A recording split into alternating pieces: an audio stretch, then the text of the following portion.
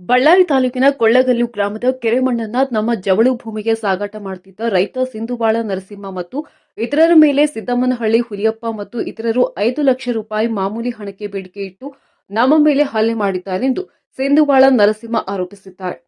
ಮಾಧ್ಯಮದ ಜೊತೆ ಮಾತನಾಡಿದ ನರಸಿಂಹ, ನಾವು ನಮ್ಮ ಜವಳ ಭೂಮಿ ಹೊಲಕ್ಕೆ ಫಲವತ್ತಾದ ಕೆರೆ ಮಣ್ಣನ್ನ ಪ್ರತಿ ವರ್ಷ ಸ್ವಲ್ಪ ಮಣ್ಣನ್ನ ಟ್ರ್ಯಾಕ್ಟರ್ ಮೂಲಕ ನಮ್ಮ ಹೊಲಕ್ಕೆ ಸಾಗಾಟ ಮಾಡುತ್ತಿದ್ದಾಗ ಸಿದ್ದಮ್ಮನಹಳ್ಳಿ ಹುಲಿಗೆಪ್ಪ ಮತ್ತು ಸಿದ್ದಮ್ಮನಹಳ್ಳಿ ಪರಶುರಾಮ್ ಇವರುಗಳು ಬಂದು, ನಾನು ಮಾಜಿ ಗ್ರಾಮ ಪಂಚಾಯತ್ ಅಧ್ಯಕ್ಷ, ನೀವು ಈ ಮಣ್ಣನ್ನ ಸಾಗಾಟ ಮಾಡಲು ನಮಗೆ ಪ್ರತಿ ಸಲ 1 ಲಕ್ಷ ರೂಪಾಯಿಗಳನ್ನ ನೀಡಬೇಕು, ಇಲ್ಲವಾದಲ್ಲಿ ಈ ಮಣ್ಣನ್ನ ಸಾಗಾಟ ಮಾಡಲು ಅವಕಾಶ ನೀಡುವುದಿಲ್ಲ ಎಂದು ದೌರ್ಜನ್ಯ ಮಾಡುತ್ತಿದ್ರು.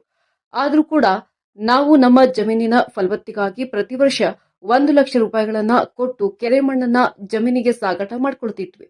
ಆದರೆ ಕಳೆದ 4-5 ದಿನಗಳ ಕೆಳಗೆ ಸಿದ್ದಮ್ಮನಹಳ್ಳಿ ಹುಲಿಯಪ್ಪ ಮತ್ತು ಸಿದ್ದಮ್ಮನಹಳ್ಳಿ ಪರಶುರಾಮ್ ಇವರುಗಳು ಕೆರೆ ಮಣ್ಣು ಸಾಗಾಟ ಮಾಡುವ ಸಂದರ್ಭದಲ್ಲಿ 1 ಲಕ್ಷ ಆಗುವುದಿಲ್ಲ, ನಮಗೆ 5 ಲಕ್ಷ ಕೊಟ್ಟಲ್ಲಿ ನೀವು ಕೆರೆ ಮಣ್ಣನ್ನ ನಿಮ್ಮ ಜಮೀನಿಗೆ ಸಾಗಿಸಿಕೊಳ್ಳಬಹುದೆಂದು, ಇಲ್ಲವಾದಲ್ಲಿ ನಿಮಗೆ ಮಣ್ಣು ಸಾಗಾಟಕ್ಕೆ ಅವಕಾಶ ನೀಡುವುದಿಲ್ಲ ಎಂದು ನಮ್ಮ ಮೇಲೆ ಮಾರಣಾಂತಿಕ ದೈಹಿಕ ಹಲ್ಲೆ ಮಾಡಿದ್ದಾರೆ.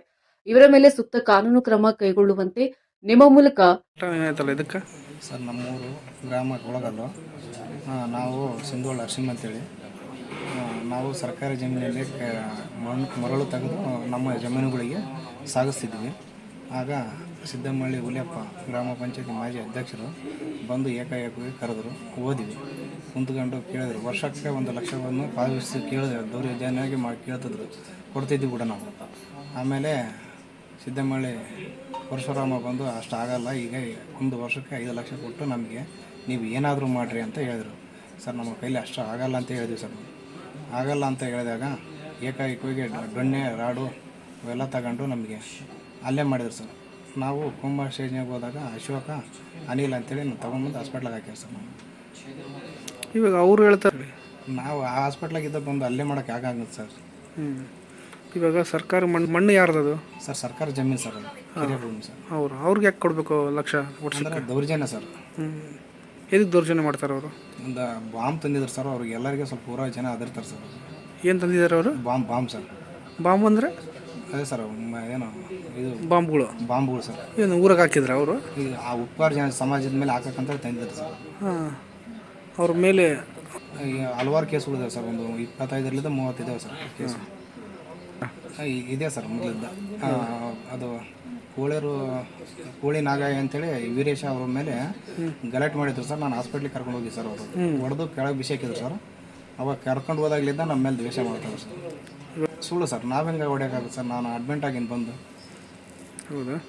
ನಿಮ್ಮ ಕುಟುಂಬಕ್ಕೆ ನಮ್ಮ ಕುಟುಂಬಕ್ಕೆ ರಕ್ಷಣೆ ಕೊಡ್ರಿ ಅಂತ ದಯವಿಟ್ಟು SP ಮೇಡಮ್ ಅವ್ರಿಗೆ ಕೇಳ್ತೀವಿ ಸರ್. ಜಿಲ್ಲಾ SP ಅವರನ್ನ ಮನವಿ ಮಾಡಿಕೊಳ್ಳುತ್ತೇವೆ ಎಂದರು.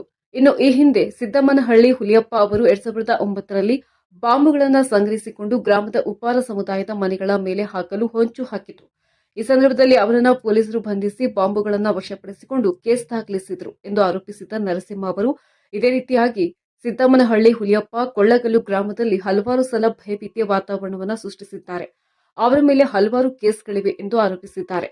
ನನಗೆ ಮತ್ತು ನಮ್ಮ ಕುಟುಂಬಕ್ಕೆ ಏನಾದರೂ ಪ್ರಾಣಾಪಾಯವಾದಲ್ಲಿ ಕಳೆದಲ್ಲಿ ಹುಲಿಯಪ್ಪ ಅವರೇ ಕಾರಣ ಎಂದು ನರಸಿಂಹಲು ಮತ್ತು ಅವರ ತಾಯಿ ತಿಳಿಸಿದ್ದಾರೆ.